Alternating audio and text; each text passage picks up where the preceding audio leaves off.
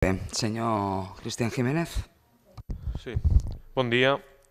Bon dia a les poquetes veïnes de l'Hospitalet que ens acompanyen avui al Saló de Plens i també a les que ens puguin estar seguint en qualsevol de les plataformes o les que ens puguin veure després en algun dels vídeos. Primer de tot, en nom del nostre grup municipal, de la CUP Poble Actiu, ens agradaria explicar que malauradament en aquest ple extraordinari, amb el nom de debat sobre l'estat de la ciutat, com ja vam expressar l'any passat, creiem que precisament aquest nom confon i molt. Al nostre entendre, el format i el contingut del present ple no es correspon amb el nom com se l'ha volgut anomenar. Confon perquè no és possible fer un debat real amb aquest format i amb aquest repartiment dels temps de les intervencions, un repartiment dels temps que fa que provoca que el govern de l'Hospitalet, el PSC, els dos regidors i regidora trànsfugues adjunts als governs i la pròpia alcaldessa disposin de més d'una hora de temps més que la resta dels grups presents a l'oposició. Confon igualment perquè tampoc existeix un únic estat de la ciutat. A l'Hospitalet conviuen moltes ciutats dins d'una de sola. Existeixen múltiples realitats amb necessitats, reptes i fortaleses diverses. Aquesta característica ha estat des de sempre la gran força de la ciutat i sense aplicar aquesta visió de gresol de realitats dels barris, qualsevol diagnosi i proposta de ciutat es farà d'espatlles a la realitat de les nostres veïnes i respondrà a d'altres interessos. Es farà des de i per a l'aparador que s'intenta projectar des de les estadístiques i els baròmetres d'opinió.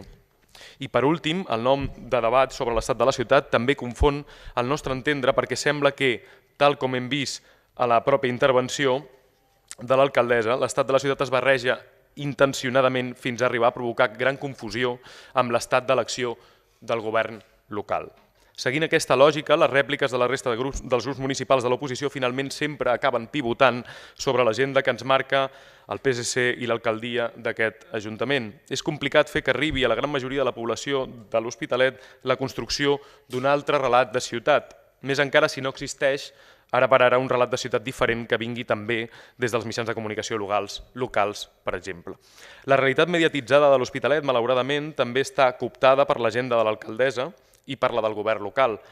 Però tot i així, des d'aquest humil grup municipal aprofitarem aquests minuts per a tractar de fer d'altaveu d'aquestes altres ciutats invisibles que conformen l'Hospitalet. Les ciutats que habiten les veïnes que poques vegades troben un lloc on fer-se visibles, on expressar les seves carències, problemes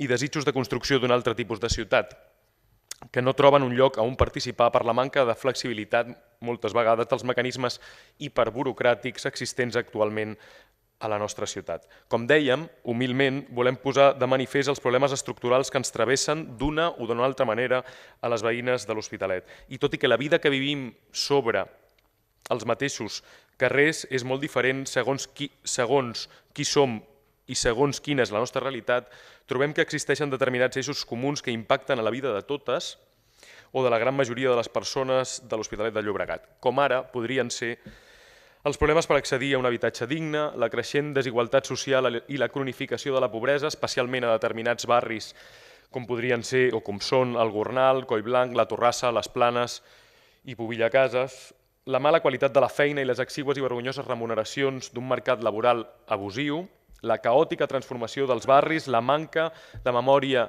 històrica i de protecció del patrimoni cultural, natural, arquitectònic, etc., imprescindibles per a seguir teixint amb continuïtat el relat de la nostra ciutat i dels nostres barris, i en contraposició l'hegemonia d'un relat únic basat en la ciutat aparador, la marca ciutat tan anhelada, allò que diuen els anglòfils el city branding. Comencem per l'habitatge, si voleu. Aquest és un tema cabdal per entendre la conjuntura socioeconòmica actual que es tradueix en patiment per a les famílies i manca de futur per al jovent de la nostra ciutat. Volem llançar també una crida urgent sobre la necessitat irrenunciable de fer front a la nova onada especulativa i extractiva que posa en perill la vida de moltes veïnes del nostre municipi. I no ho diem gratuïtament ni amb voluntat alarmista. Ho diem perquè les dades, i més important encara els testimonis, ens aporten motius suficients per a tractar aquest tema com a prioritari, tal i com hauria de ser a les polítiques públiques de totes les administracions, de totes, aquelles que tenen més responsabilitat i aquelles que en tenen menys. Parlem de dades, les dades de les que disposem, perquè també cal matisar que és força complicat, sobretot des de l'oposició, comptar amb un recull d'informació dient que pugui oferir el màxim detall actualitzat sobre aquesta temàtica. A l'Hospitalet, segons l'informe de l'Observatori Metropolità de l'Habitatge de Barcelona, publicat ara fa unes setmanes, el preu del lloguer ha pujat un 12,03% entre els anys 2016 i 2017. El preu del lloguer puja i el lloguer representa ja el 65% del total d'operacions, dades del primer trimestre de l'any passat, del 2017. Això es tradueix en 21 contractes de lloguer per cada 1.000 habitants. Aquest mateix informe detecta que el 42% de la població de l'àrea metropolitana de Barcelona, gairebé la meitat de la població, el 42%, destina més d'un 40% dels seus ingressos a mantenir casa seva. Més del 40%, gairebé la meitat de la població de l'àrea metropolitana de Barcelona. Bé, una despesa absolutament insostenible que ens condemna a la pobresa. No és estrany, per tant, que segons el mateix ens, només un 13% del jovent de l'Hospitalet entre els 24 i els 35 anys es pugui emancipar. Un 13% del jovent entre els 24 i els 35 anys. A la mateixa base de dades també hem trobat una xifra sobre la que ens agradaria consultar al govern local, tot i que avui segurament no hi trobarem cap resposta. A l'Hospitalet, la despesa municipal mitjana en polítiques públiques d'habitatge és només de 49,65. L'alcaldessa ha donat una altra dada, a nosaltres ens agradaria que quedés remarcada aquesta. Polítiques públiques d'habitatge, aquest Ajuntament, 49,65 euros per cada 1.000 habitants. Una xifra molt allunyada dels 130 a Esplugues de Llobregat, els 165 de Barcelona o els 114 de Gramenet, per exemple. A què es correspon aquesta despesa? Per què és tan i tan baixa respecte a d'altres municipis del nostre entorn metropolità? Bé, aquestes són només algunes coordenades sobre la situació de l'habitatge a l'Hospitalet, amb especial èmfasi a l'actual pujada del preu del lloguer, que encara es fa més elevada quan comencen a aparèixer als barris els apartaments turístics, en qualsevol de les seves múltiples vessants, quan entren a dins de les comunitats veïnals, però també quan es posen en marxa edificis sencers. Uns edificis comprats generalment per grans tenidors, fons d'inversions i d'altres conglomerats empresarials. Una tipologia de negoci turístic que, per cert, ha quedat fora de la regulació i de la moratòria sobre els habitatges d'ús turístic, una proposta de nova regulació que abordarem al proper ple ordinari. Les administracions han de frenar aquesta nova onada especulativa abans que sigui massa tard. Una onada especulativa que des del govern de l'estat espanyol sembla que volen nodrir amb ajudes directes al lloguer, unes ajudes que en definitiva acabaran significant subvencions públiques per a pagar els beneficis de propietaris i rendistes, unes mesures sufragades amb els calés de totes nosaltres i que, a més, contribuiran a fer encara més estructural el problema i a mantenir la tendència alcista dels preus del lloguer. En resum, un desastre. Remarquem aquí i ara, per tant, les connexions entre l'habitatge i la construcció urbana i social de la ciutat que volem. És absolutament impossible construir comunitat i cohesió als barris si la gent canvia de pis, de barri i fins i tot de ciutat constantment. Per això reiterem que trobem a faltar un pla local de l'habitatge que estudiï la situació, n'analitzi la realitat i faci propostes apostant per un mercat públic d'habitatge de lloguer, ja sigui comprant o edificant habitatges des de l'administració local. I és que la manca d'espai públic a la ciutat, juntament amb l'alta densitat que pateixen molts dels nostres barris, són un còctel bastant explosiu que, a més, també provoca situacions conflictives als nostres barris. Potser, tal com dèiem a l'entrevista d'aquest any 2018 al diari de l'Hospitalet, potser hem de començar a plantejar-nos una moratòria en la construcció de nous edificis a determinats barris de la ciutat fins que no els espongem suficientment. Aquests problemes són reals i insuportables a moltes de les nostres veïnes, sobretot les dels barris del nord de la ciutat. En aquest municipi al qual vivim, amb una altíssima densitat de població i on l'espai públic és molt escàs, l'urbanisme que impulsen des del govern del PSC no contribueix a millorar el problema. Ans al contrari, ens trobem amb la benvinguda al turisme, amb les noves concessions d'activitat hotelera, amb la manca de reserva d'espais i d'habitatges per a lloguer social de titularitat pública i amb tot aquest panorama la conseqüent mancança d'un parc públic d'habitatge. Un context incendiari que fa que els problemes d'accés a l'habitatge augmentin de forma exponencial. Igualment, no podem deixar de recordar aquí el model d'urbanisme que defensa aquest govern i que es concreta clarament amb el PDU Gran Via Llobregat, un pla director urbanístic davant el qual Esquerra Republicana de Catalunya i des de la CUP Poble Actiu i també Iniciativa Esquerra Unida i Pirates per la seva banda hem presentat un recurs contenciós administratiu que ara mateix està en marxa i amb el qual volem forçar l'aturada de l'urbanització del 8% del territori, al voltant de l'última zona agrícola de la nostra ciutat. Ho fem perquè estem convençudes que amb aquest plantejament urbanístic, a banda de destruir el patrimoni, llegat natural i agrícola de la nostra ciutat, s'incideix en un model de pressió urbanística insostenible amb més llocs de treball precaris vinculats al turisme i a la terciarització de l'economia. Tornant a la situació del lloguer, hem de dir també que la preocupació del lloguer és compartida i es sent a peu de carrer. A la plataforma d'afectats per la hipoteca assenyalen també aquest canvi de patró des de fa anys. Són moltes les persones que s'hi apropen buscant suport en casos vinculats al lloguer i no pas a les hipoteques com acostumava a ser habitual.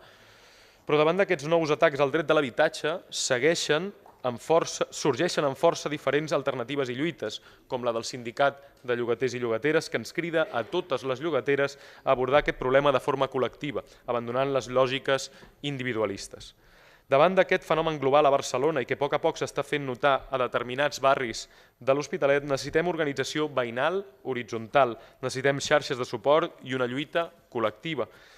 La campanya, per exemple, la campanya Ens quedem del sindicat de llogateres precisament va d'això, va de fer-hi front i de resistir-hi juntes, perquè el futur, la composició i el relleu dels nostres barris està en perill. I la diàspora històrica de veïnes de l'Hospitalet serà ja insostenible, desdibuixant un cop més el passat i la història de les habitants del nostre municipi.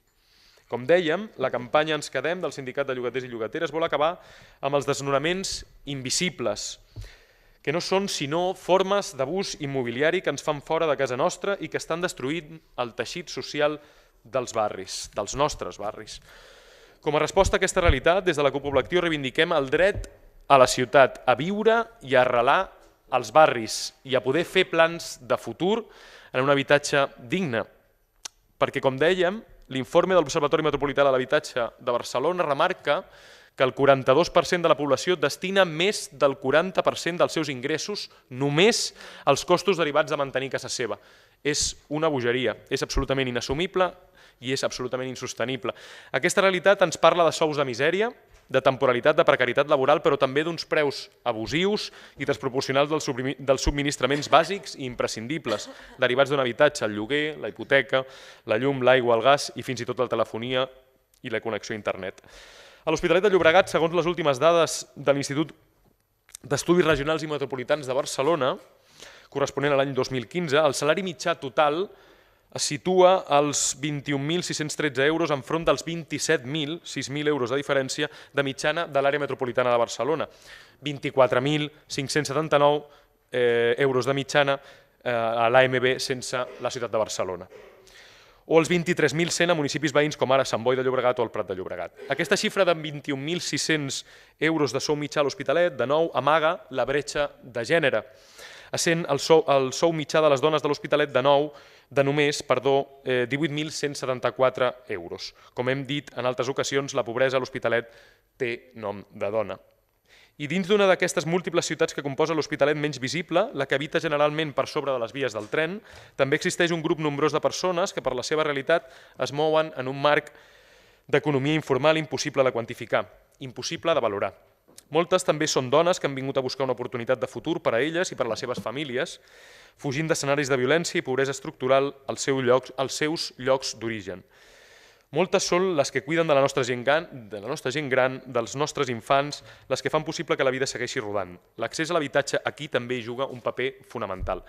I tot i que reconeixem i imposem en valor una certa sensibilitat per part de determinades persones amb responsabilitats municipals, hem de denunciar que l'Ajuntament encara no ha trobat la solució definitiva per tal d'acollir, mitjançant el padró municipal, com a veïnes de ple dret de la nostra ciutat a aquestes veïnes nouvingudes de les que parlàvem ara fa un moment. Sobretot quan les seves circumstàncies vitals i les barreres habituals per accedir a l'habitatge les deixen fora dels circuits burocràtics establerts per l'administració. I si la resta de veïnes tenim problemes per accedir a un habitatge digne, Imagineu com serà per a qui parteix de sortida amb menys recursos econòmics o amb una situació de manca de regulació administrativa. Per això tornem a reclamar de nou en aquest ple empadronament per a totes, amb independència de la titularitat de la propietat de l'habitatge on visquin i de les condicions d'aquest habitatge. Ho fem amb fermesa perquè sabem que aquesta és la porta d'accés a la targeta sanitària, a l'escolarització dels menors, a l'accés als serveis socials i tot, etcètera. Mentre no solucionem aquesta situació, estarem perpetuant la manca de plenitud de drets a moltes de les nostres veïnes. Algunes pistes sobre la situació d'emergència social i econòmica a alguns barris de l'Hospitalet ens les van donar l'enquesta dels barris de la ciutat publicada a finals de l'any passat. I aquí connectarem amb el segon bloc d'aquesta intervenció, la pobresa i les desigualtats. Segons aquest recull demogràfic a la nostra ciutat, mentre als barris del centre o Santa Eulàlia el sou net que entra per cada llar de mitjana es fixa entre els 2.240 euros i els 2.213, aquesta xifra baixa fins als 1.467 euros al barri de les Planes, on radiquen els blocs de la Florida, i els 1.470 euros al barri del Gornal. Però encara més important és que el 27,7% de les persones consultades a la ciutat en aquesta enquesta afirmen que no disposarien de recursos ni capacitat per a fer front a una despesa imprevista d'un import de 300 euros.